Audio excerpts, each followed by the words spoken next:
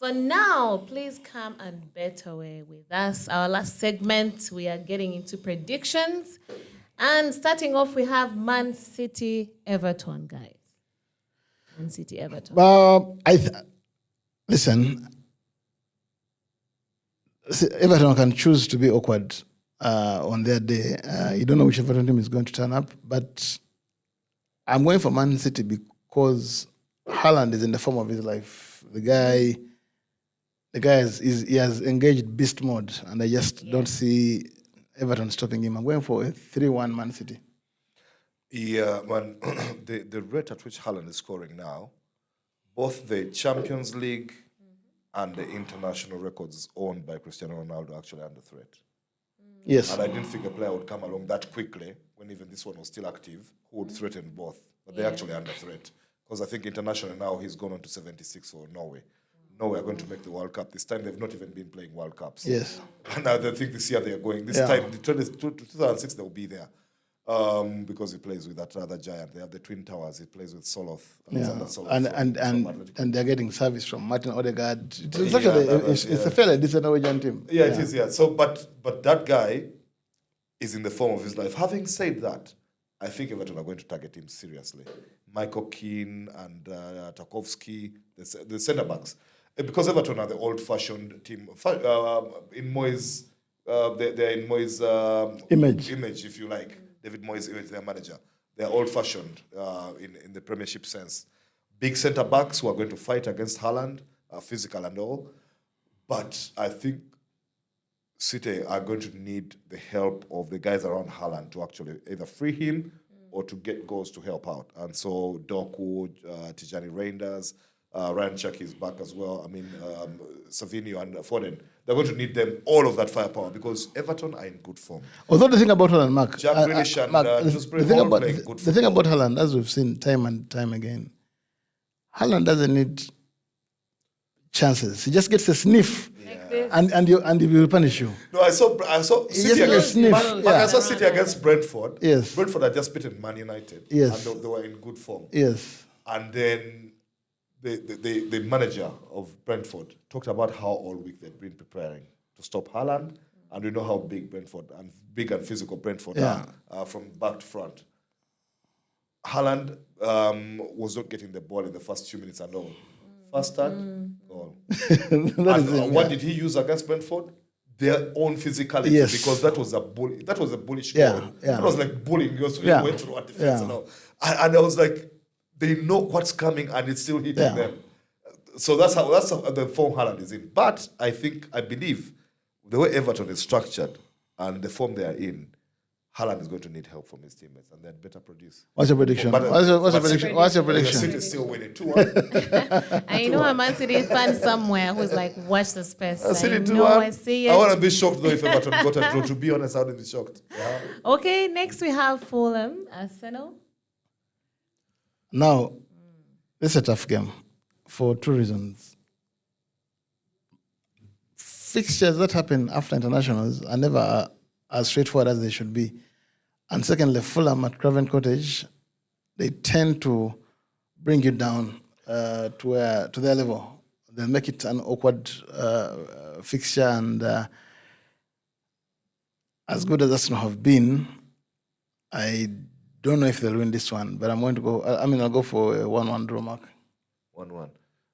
I agree with you entirely on that Fulham trickiness. First of all, this is a London derby, and it's being played at that crammed Craven Cottage. I call it crammed because it's one of the smaller pitches in the Premiership now. It's a tough place to go and compete. Fulham know their way around that small pitch. Yes. And, Rodrigo Muniz, they have big guys up front who are in great form. The Nigerians, Chukwueze and Iwobi. They really do have a strong team, Fulham. And they will cause Arsenal problems. Serious problems in this derby. But for me, Arsenal's firepower. The Martin Odegaard that Mark talks about, actually, they've lost him to injury. But these days, they're so equipped. They're so stacked that the replacements are there. So for Odegaard, it will be Eze just slotting in as the 10. That firepour, Gyökeres only has 3 goals and only 2 from open play up to now. I think this is and he didn't score for Norway. I think this is a game he comes Was back. guilty of very terrible miss against Switzerland. Switzerland, okay. Yeah, it was harder for him to miss than score. And Yeah. then he missed it. I think it's the confidence was sapped by his league form as well. But I think he scores this time, and I think that Arsenal edge it 2-1 away. But it's going to be one hell of a fight. Let me do X2. X2. Okay. All right, and then we have Bayern Dortmund. Oh. That's a tough game. It's always tough, but man, Hurricane is in the form of his life. Yeah, he's Hurricane- just like Haaland is doing. Just this, like Kane is Haaland, doing it. Kane is the form of his life, and someone has got to stop Bayern's No, Kane is emphatic the one on stats. 76, Haaland is on 46. You see how we've mixed up the Yeah, numbers? some- Kane is on 76 international goals. Someone has got to stop Bayern's emphatic stats, and if it can be Dortmund, who else? I'm going for a 2-2 draw. Yeah, Dortmund have the ability to rattle that Bayern. They do. I even want to call for their away win. So you've gone for Dortmund winning. I want to call for their away win. I'm still thinking. No. I've chickened out. Bayern win it. Bayern edge it. Bayern edge it at home. Yeah. Okay. Next we have Roma, Inter Milan. I'm going for Inter. I'm going for their away win. I'm going for Inter Milan, Antonio. Yeah. Okay, and So Roma have been in better form than Inter. Yeah, the but last couple of yeah, weeks, but Inter, one of the teams which play 3-5-2 excellently, and they've looked good. They're scoring goals. I'm going for Inter. I mean, Mark. There was a time when I was quite critical of Marcus Thuram, but finally the guy is looking Yeah, like a very, proper, very good. like a proper striker. Looking like a pro striker alongside Lautaro Martinez, Shalanolo. I'm going for Inter Milan. Yeah, I'll give it to Inter. I'm giving Inter their away win as well. okay, Spurs, Aston Villa. That's a Wow, Sunday game. wow, that's a tough one. The earlier one before Liverpool. That's United. going to be tough. Very, very tough. I'm going for a 1-1 draw. I'm going for X2 as well. Either Villa get a draw or they get a win over. This Spurs has been bullying people too much. Somebody needs to bring them down to earth. And I think Aston Villa, who started the season so badly, have now picked up. I think they won 4 on the trot before the international break in all competitions. Yeah. And I'm thinking they can cause an upset there. So I'm going X2. Now this next one may seem obvious, but guys, we could actually surprise you guys. Liverpool, Man United. Mark has called for some things. There's not, for me, there's only one winner here. What do you mean one winner? Liverpool will win that one. I think that United can compete, will compete, but I think that no, Liverpool. First of all, you have to understand that I would have preferred, if I was a United fan, I'd have preferred for United to come in there as the team that's struggling and Liverpool as the team on fire, so that then United play underdog football there and win it and they upset. But United won their last game. Liverpool haven't won their last 3, or is it 4? So Liverpool that has given the false impression that like United have a chance at Anfield. I don't think they do. Liverpool have lost their last 3. Yeah, I don't think United have a chance at Anfield. Mark thinks differently. I actually think Have some hope. Have some hope. United has a chance, a very, very good chance, because of a combination of factors. One, the international break. Secondly, Mark, Liverpool are not defending well. There's definitely some holes in there. The Liverpool are leaking. They're leaking goals, and that is not to say United are defending well, but they're not looking like Liverpool. You know what happened though? Liverpool considered in all games and then came into the big one and kept a clean sheet against Arsenal. They beat Arsenal 1-0. So the big one might inspire Van Dijk and these people. And I said this before, because Liverpool was the busiest team in the transfer window. Yes.